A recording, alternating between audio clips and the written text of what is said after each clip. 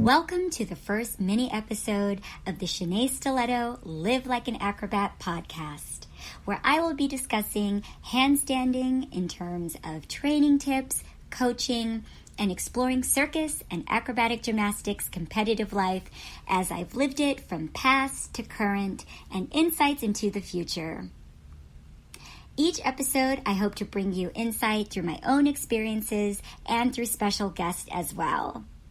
During such unprecedented times, I have finally found the space to express my voice, views, and experiences in a way that I have never before. It has always been a goal of mine to speak to the niche worlds that I have existed in for longer than I can remember. Please enjoy the first episode of Live Like an Acrobat. Before I get into the depth of this first episode, I want to recite a powerful quote by Brené Brown, which was first given to me by my dear friend Vanya. It's about a certain kind of courage, a courage I feel is so deeply relevant during these times. It begins, "The root of the word courage is cor, the Latin word for heart.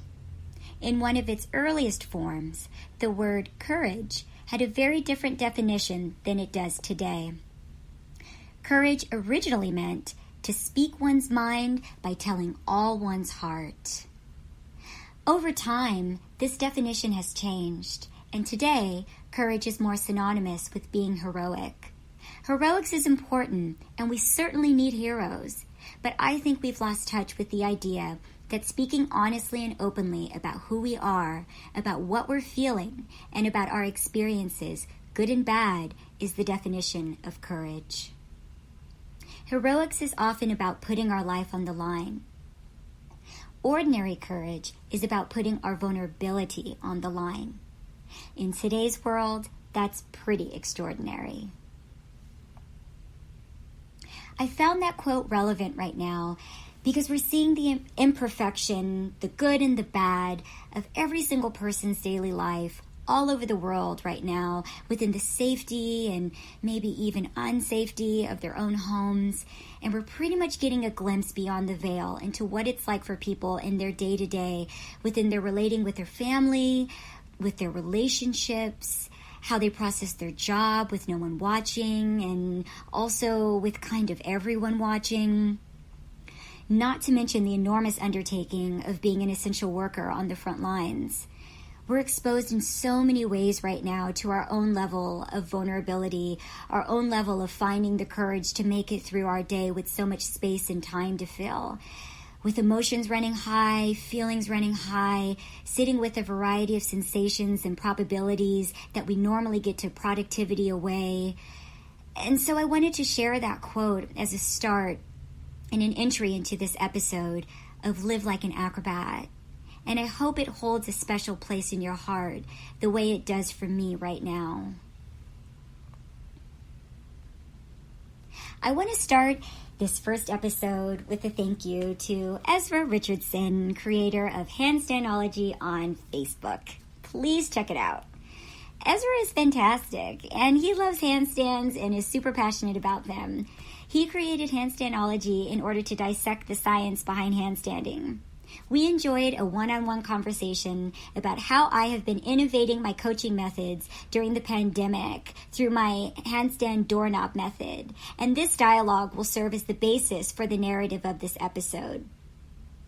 I look forward to having Ezra as a guest on a future episode of Live Like an Acrobat, where we can dive in deeper into his efforts with handstandology.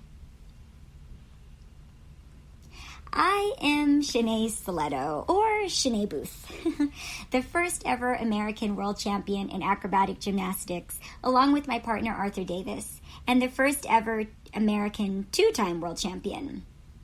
I have been a professional circus artist for nearly 16 years now, performing for companies like Cirque du Soleil and many, many others. I was also most recently assigned to the USA Gymnastics Athlete Task Force, where I served as the only survivor appointed.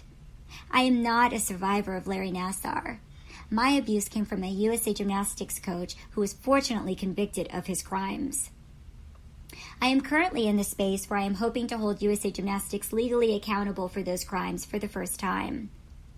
The Athlete Task Force was my best effort and the most important work I've ever done at working to restructure the USA Gymnastics system from the inside and create new policies, plan new structures and methods for safety, and speak on behalf of acrobatic gymnastics and the fellow survivors who should have been serving on the task force with me. I will discuss more of my time on the Athlete Task Force before USA Gymnastics received decertification and eventually filed for bankruptcy in order to thwart the efforts of being decertified in a future episode. So, with a little background covered, I wanted to turn to present time and focus on how the current crisis has provided the perfect opportunity for me to expand my handstand coaching skills and capabilities in a very imperfect situation. Before the crisis, or as some may say, evolutionary opportunity, I was much more subject to time and space when coaching. And there were many opportunities that I surrendered due to my very nomadic lifestyle as a circus hand balancer and due to my ongoing legal struggles with USA Gymnastics and the criminal court system fighting for justice. And additionally, the high anxiety that I struggled with about being in gymnastics gyms while working to heal through past inflicted traumas has also been a factor in affecting my reach as a coach, specifically within the acrobatic gymnastics community. So, generally speaking, I would coach before my circus shows, during the shows, right after my hand balancing act, and even after the circus show was done for the day.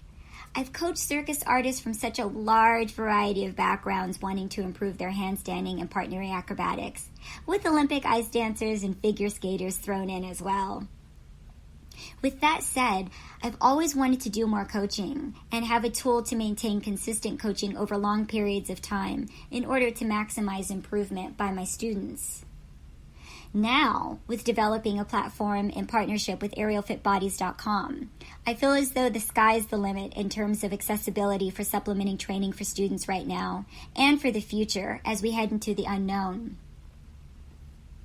Balancing monetization with giving is being delicately considered while we continue to find ways to ensure the survival of my programs, always considering the financial burden being shouldered by so many right now. Sourcing outside of the main community and cross-promoting is advantageous as your typical client is no longer who they used to be. Interactive giving is what I like to call my approach to giving back. It allows stress-free access while providing a welcome distraction through practicing creatively crafted handstand methods. That is the basis for my weekly scholarship program that I offer, where one person is chosen to attend the live handstand class for free if they complete the handstand challenge that I create and send me the video. I've received the coolest recreations of my challenges, and I love seeing the creative spin that is brought by each student. It's been exciting and stressful navigating and reworking my coaching strategies via Zoom and evolving my verbiage while teaching and maximizing time together in order to maintain connection and flow with the students since I'm not physically in their presence. Balancing, creating, and formulating something new from scratch while maintaining the practicalities of life is in my DNA from my years of competitive experience in circus touring. Creating a new model of anything during quote-unquote normal times is a high challenge. So add heightened global anxieties, and I am forced to produce quicker and with more efficiency in one way, and then another totally able to use the extra time to allow my mind to expand and open up to more ideas for the model. I am learning what to do better every day, and am most importantly concentrated on providing quality of training and technique and maintaining an ethical presence. My group dynamics of coaching are much different than my private sessions that I offer. It's been interesting tweaking my style and mostly slowing it down to absorb the lost in space aspect of coaching through the camera. I found myself dialing things down and dialing them back in order to provide more security and assurity in the class or private session. I have shifted my classes each time to accommodate returning students and new students, all on the intermediate to advanced spectrum of handstand skill. You see what works and does not with a group with such range, as there are many flavors to those two groups of skill level. What a student may be able to do on the floor or their handstand blocks very well turns into a challenge for them using the doorknob method. And this is the training boost and learning curve rolled into one. Emotional support and exercising positive psychology as well is incredibly instrumental right now, even though it should always be for the basis of any mentor or coach. Students are coming to you even more now for the supportive space you hold during your classes. Heart-centered coaching with intentional learning has been at the core of my classes, as it's understood that students need extra nourishment to see themselves to the other side while much of life is so out of balance.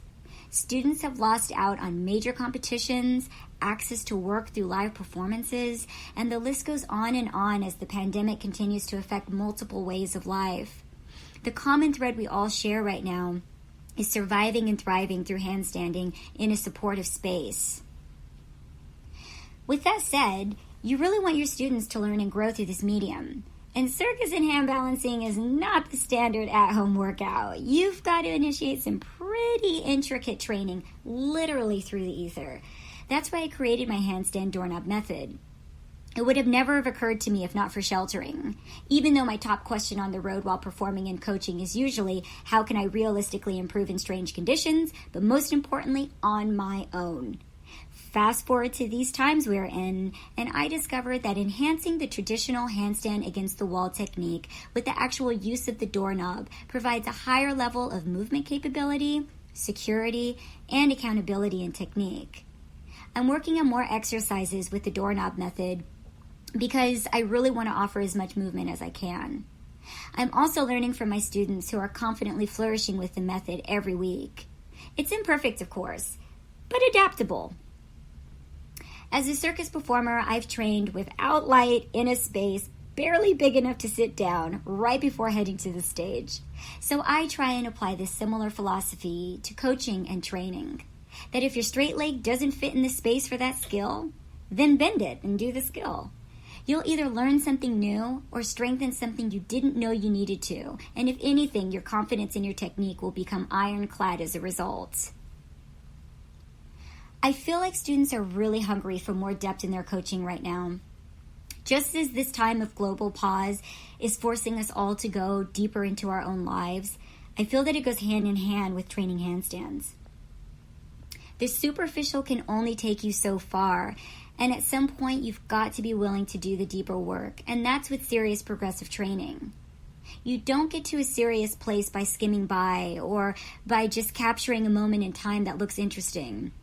It's more than that, and just as we have found that by reworking efforts in our personal lives from a more sober attitude gives us better results, so with training the body to mold and develop better and more consistent technique that can take you somewhere that you want to go and even where you thought you couldn't go.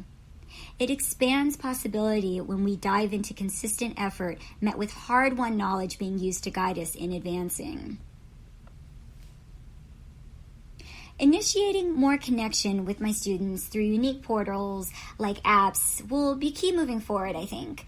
And I look forward to seeing how those are created by others and how I might use them.